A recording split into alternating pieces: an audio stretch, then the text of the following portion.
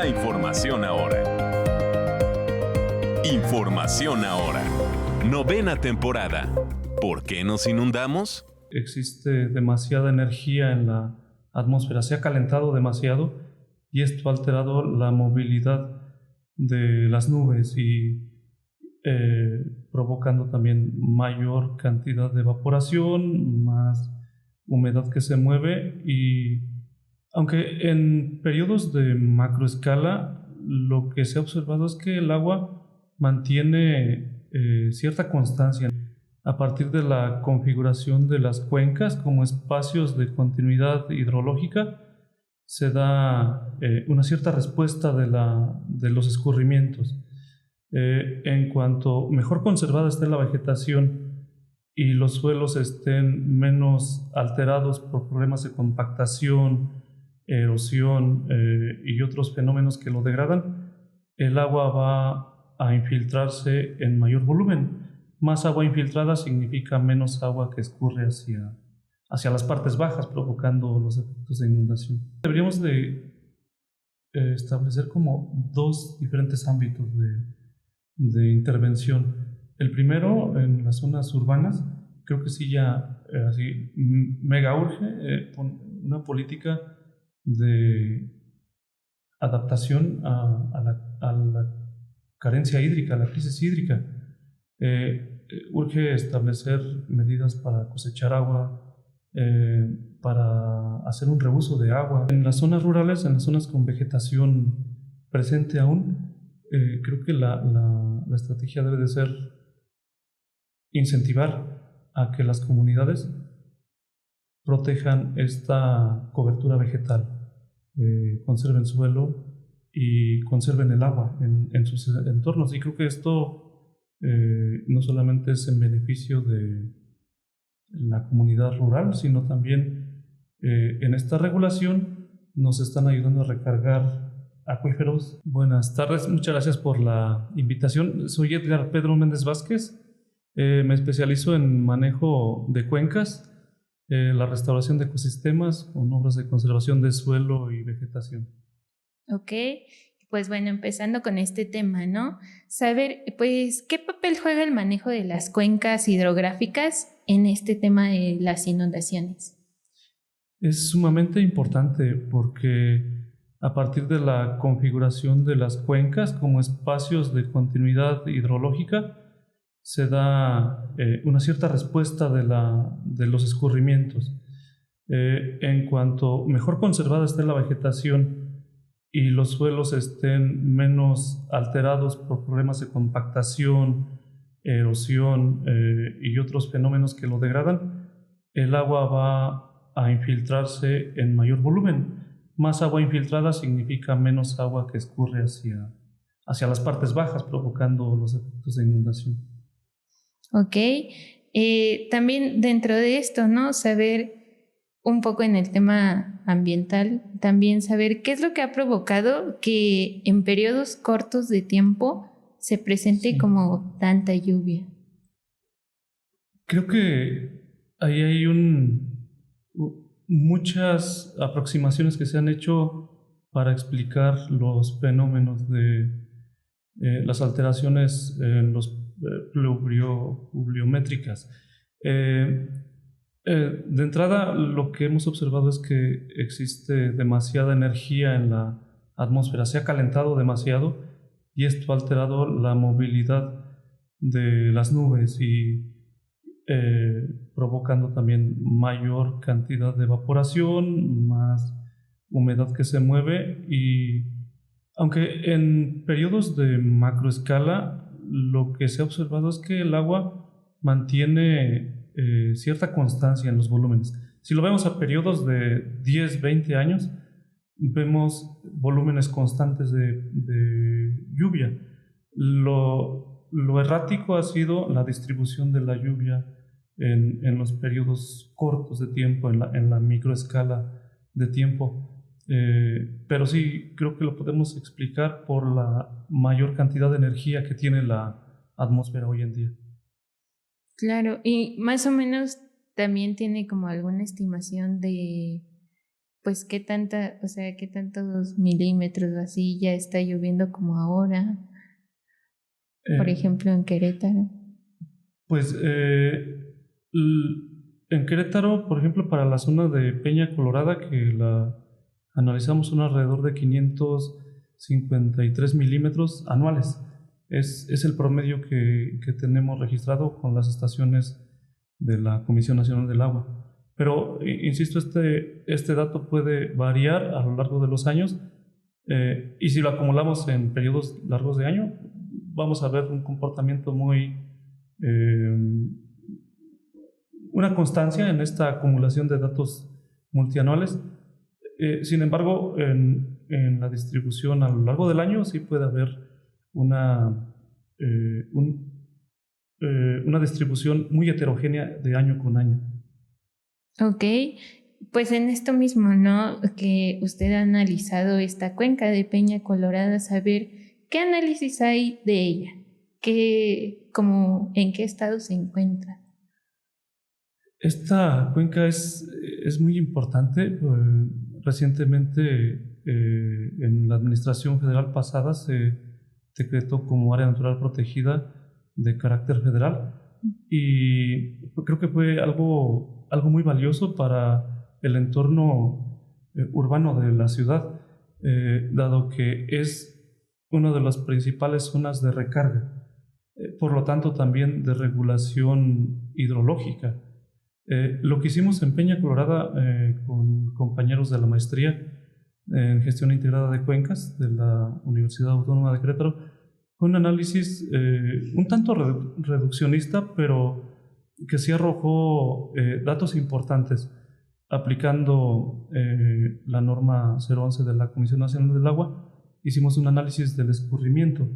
Eh, y lo que vemos para esta cuenca de poco más de 60 kilómetros cuadrados es que, con la condición de urbanización actual, que aproximadamente es el 25.9%, tiene un escurrimiento medio anual de 11.6 millones de metros cúbicos de agua al año. El análisis que hicimos fue eh, extrapolar la cobertura de urbanización, el porcentaje de urbanización de la cuenca, y llegábamos a datos que dan miedo, porque estimando que la cuenca se pudiera urbanizar por arriba del 90%, que sí ya iba avanzando hacia allá, ya los desarrollos inmobiliarios estaban sobre este territorio por la belleza escénica que tiene, por la alta plusvalía que representa el desarrollo inmobiliario hacia aquella zona de la ciudad. Y hacíamos el análisis que por encima del 90% de urbanización, el escurrimiento prácticamente se duplicaba a 22.1 millones de metros cúbicos de agua. Esto significa más agua llegando a las zonas bajas, a esta zona baja de la cuenca, por la zona donde está Optown, Antea y toda esta zona. Ok, también un poco para tener en cuenta más o menos qué lugares son los que abarca la cuenca de Peña Colorada. Eh, eh, la cuenca de Peña Colorada abarca desde la zona, bueno, la delimitamos por la zona de Antea, justamente por la problemática que hubo por ahí del 2017-2018, con una inundación muy aguda. Y este territorio de alrededor de 60 kilómetros cuadrados abarca desde la zona de UTEC. Este sería como nuestro parteaguas hacia esta zona de la ciudad, y sube por toda la zona de San José el Alto hasta la zona de los ejidos de San Vicente Ferrer. Okay. Es un territorio bastante extenso. Ok, en esto que menciona, pues recuerdo que se hizo un socavón, ¿no? En Sí. Antea, y que pues justo sí fue algo como muy riesgoso. Saber, pues eso se debió, bueno, se habló en su momento de que eso se debió a que esa era una zona, un lugar en el que no debió de pavimentarse tanto, ¿no? O hacerse esas construcciones que se hicieron. Sí, es como un poco el análisis de... Sí, justamente, incluso hubo un fallecimiento en este incidente. Un camión se cayó dentro del socavón y una persona falleció. Y sí, justamente el análisis tiene que ver con este avance del concreto y del asfalto. Cada metro cuadrado que pierde la cuenca de cobertura natural, digámosle así, de selva baja, como es el ecosistema que predomina en este territorio, se pierden litros que iban para el subsuelo y se quedan en la superficie escurriendo y acumulándose para saturar pues los drenes y provocar las inundaciones, aguas abajo. En este incidente también hubo una ruptura de uno de los cuerpos de agua que medio regulan el escurrimiento. Pero, digamos, fue un evento extraordinario, atípico, pero que se puede volver a presentar.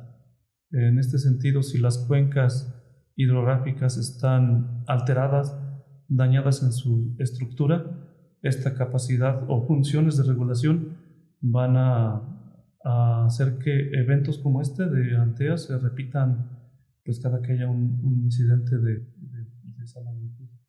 Ok, en este caso, por ejemplo, ya que se tiene construido ahí, ¿cuáles son como las recomendaciones que debe de preverse, ¿no? Como para evitar algo también que nuevamente ocurra, o qué es lo que debe hacerse como para que no se llegue a eso, ¿no? Pues creo que siendo en extremo conservacionista, diríamos que sería mantener intacta la cobertura vegetal. Que bueno, bajo los escenarios de demanda de vivienda y de espacios para otros servicios, pues se tiene que buscar estos equilibrios entre zonas urbanizables, sobre todo en el tema de colocar asfalto y concreto sobre el piso, de compactar los suelos. Deberíamos de estar pensando en las proporciones necesarias de vegetación natural, inclusive dentro de lo ya urbanizado, de colocar jardinería capaz de devolverle hasta cierto grado la capacidad de infiltración. En la jardinería urbana también tenemos un aliado importante para captar agua y para mandarla al subsuelo, que es donde es deseable que esté, y no sobre los drenes inundando la superficie. Sí, claro, porque en esa zona vemos que casi no hay área verde, ¿no? Que puede servir como para captar lluvia o algo similar. Sí, y también pues esta estrategia de los drenes, hacer los cálculos de una manera más pertinente para los volúmenes que se están generando hoy en día, o estos vasos de regulación como el del salitre, que en aquel momento se supone que es el que falló. También dejarle ser muy honestos en la capacidad de estos drenes y de estos vasos reguladores. Ok, a veces, bueno, también se habla esto, ¿no? De que tiene que ver con que hace falta su mantenimiento, su limpieza. Sí. Entonces, me imagino también eso puede ser una cosa que afecte, ¿no? Sí, en cierta forma, cuando hablamos de un enfoque de cuencas, se habla de efectos acumulativos.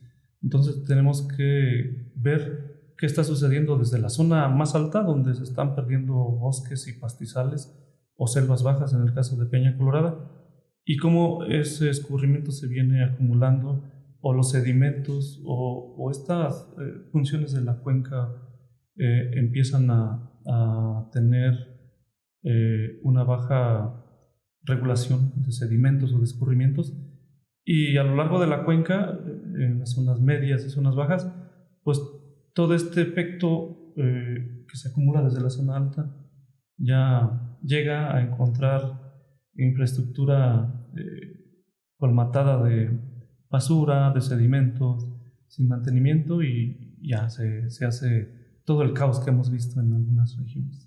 Sí, claro. Y bueno, a lo que tengo entendido también estuvo como trabajando en la cuenca de Pinal del Zamorano. Sí, justamente ahí estoy haciendo parte de mi tesis en un estudio con el bosque de pino piñonero, y es una zona que hemos trabajado durante mucho tiempo con proyectos de pago de servicios ambientales, de compensación ambiental por cambio de uso de suelo, y damos seguimiento a bastantes cosas en esa región. Ok. Ahí también, pues, cómo se encuentra, ¿no? Sí está, bueno, en esto que menciona del cambio de uso de suelo, sí está habiendo como mucho cambio de uso de suelo que ponga en riesgo la cuenca, pues también, ¿no? ¿Qué tanta filtración tiene actualmente la cuenca? Pues en ambos lados, tanto bueno, Pinal de Zamorano es una región que comparte Guanajuato y Querétaro, y es una región bastante conservada. Mi lectura es que las funciones de cuenca están funcionando bien, y la infiltración, el control de sedimentos están en muy buen nivel hoy en día.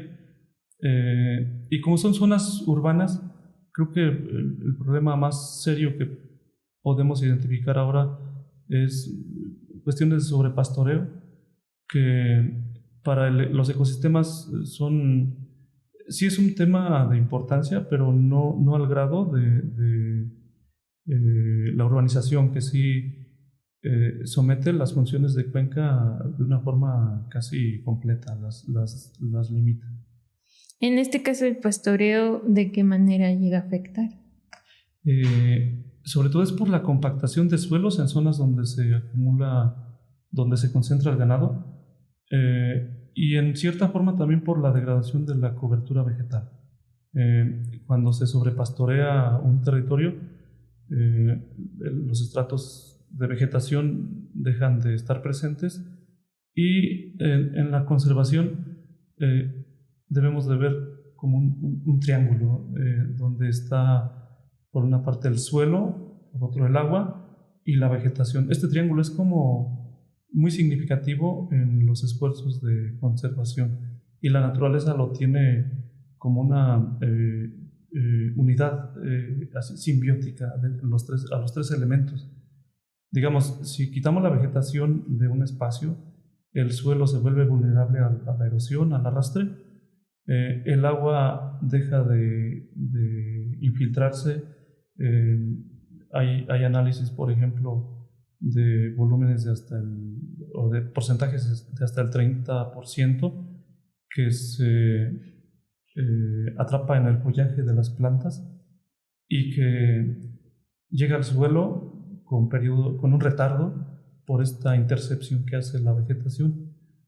Entonces, sí, tenemos que visualizar esta simbiosis, esta unidad en los ecosistemas y en cualquier espacio, inclusive en estos entornos urbanos, donde podemos ubicar como socioecosistemas, ¿no? Con el elemento humano muy presente. Pero sí, suelo, agua y vegetación son una unidad que va a sostener funciones en la cuenca. Ok, y bueno, también un poco, ¿no? Hablar de esto de que se hace mucho la comparativa de que en Querétaro luego pues se maneja esto de que no hay agua, pero que en la temporada de lluvias pues hay muchas inundaciones, ¿no?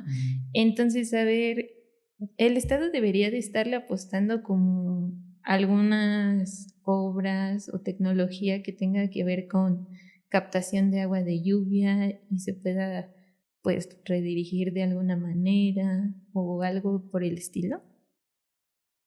Creo que sí, ya es una urgencia, ya no es opción a estas alturas, y creo que deberíamos de establecer como dos diferentes ámbitos de intervención. El primero, en las zonas urbanas, creo que sí ya así mega urge una política de adaptación a la carencia hídrica, a la crisis hídrica. Urge establecer medidas para cosechar agua, para hacer un reuso de agua. Por ejemplo, en las viviendas, el retrete del WC es el consumidor principal.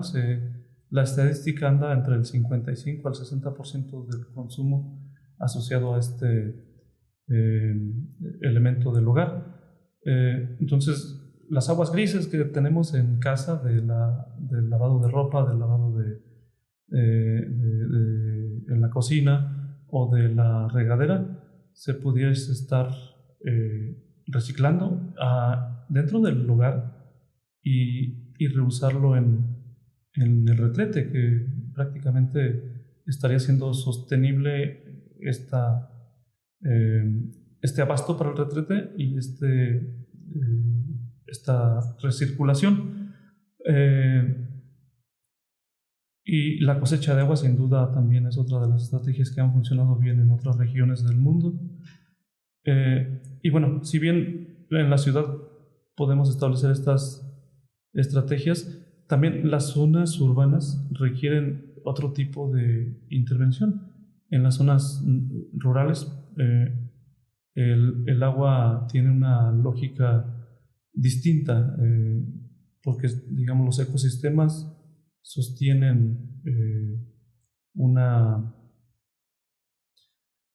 las funciones de provisión de agua, de regulación del agua, y entonces en las zonas rurales, en las zonas con vegetación presente aún, creo que la estrategia debe de ser incentivar a que las comunidades protejan esta cobertura vegetal, conserven suelo y conserven el agua en sus entornos. Y creo que esto no solamente es en beneficio de la comunidad rural, sino también en esta regulación nos están ayudando a recargar acuíferos,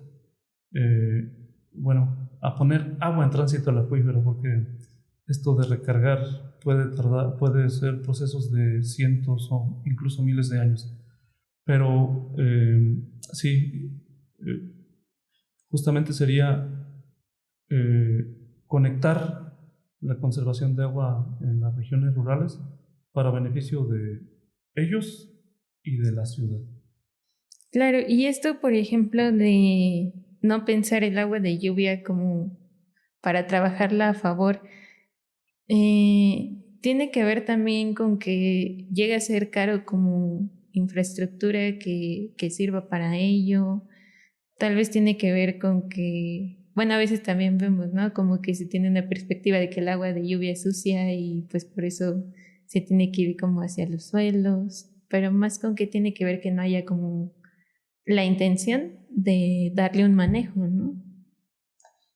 Sí, pues creo que es romper tabús en el manejo de nuestros recursos naturales.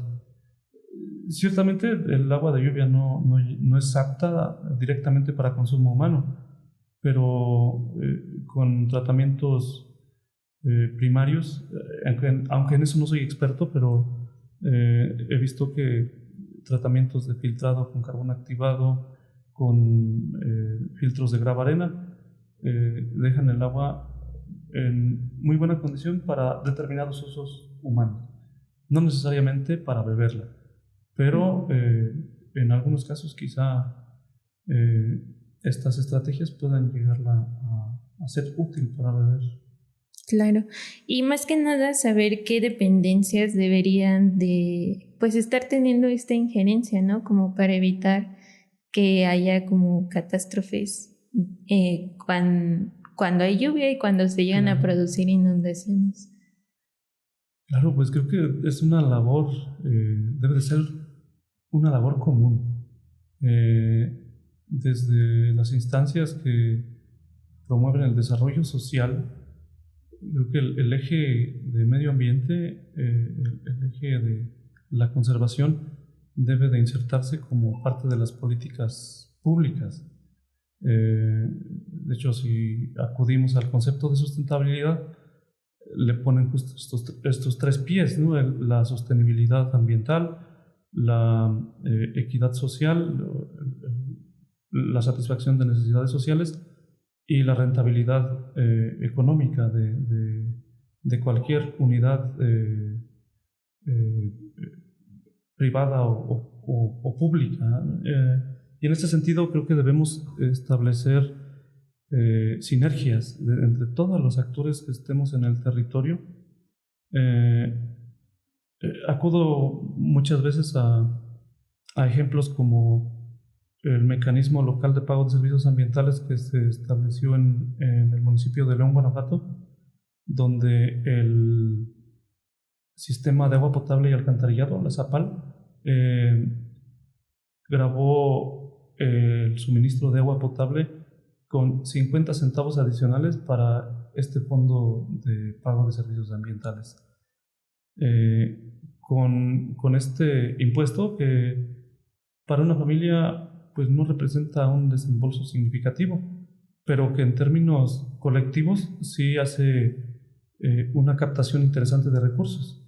Cuando reunieron una bolsa de aproximadamente 4 millones de pesos, el gobierno del estado de Guanajuato y la Comisión Nacional Forestal duplicaron la aportación de Zapal, y entonces con toda esta bolsa financiera se fueron a Sierra de Lobos, la sierra que está hacia el norte de la ciudad, a conservar, organizar ejidos para brigadas de prevención y combate de incendios forestales, a hacer barreras para la contención de suelo, obras que infiltraban agua como las zanjas trincheras, hacer reforestaciones y toda una serie de acciones que permiten sostener las funciones de la cuenca allá donde deben de estar.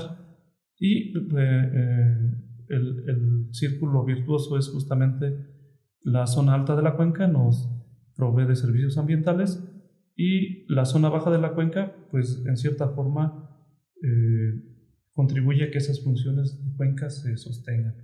Entonces creo que sí hay mecanismos ya que pudieran replicarse para beneficiar la conservación de los ciclos en la naturaleza, que finalmente son los que nos sostienen en términos económicos y sociales. Sí, claro, y como esto que hace mención, ¿no? Que no fue tan significativo como para las familias, pero exacto, pues ya en un acumulado general ya sí sirvió como para ayudar como a esto, ¿no? De las protecciones. Exacto, sí. Sí, y lo han tratado de replicar otros municipios. Yo no he tenido tanto acercamiento, pero este es el que me ha generado como más asombro y un ejemplo, lo he tomado como un ejemplo a seguir para promover estas articulaciones entre instituciones y en cierta forma la sociedad a través de sus impuestos. Sí, claro que podría ser un ejemplo como aquí en Querétaro, ¿no? Justo con lo que menciona de Peña Colorada, que está teniendo como esta depredación, pues podría servir algo así.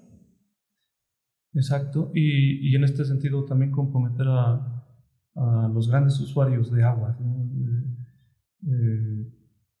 Que generalmente tienen los mayores beneficios en términos del uso del agua, las ganancias económicas más importantes, y que pocas veces se conectan con estos esfuerzos de conservación. Claro.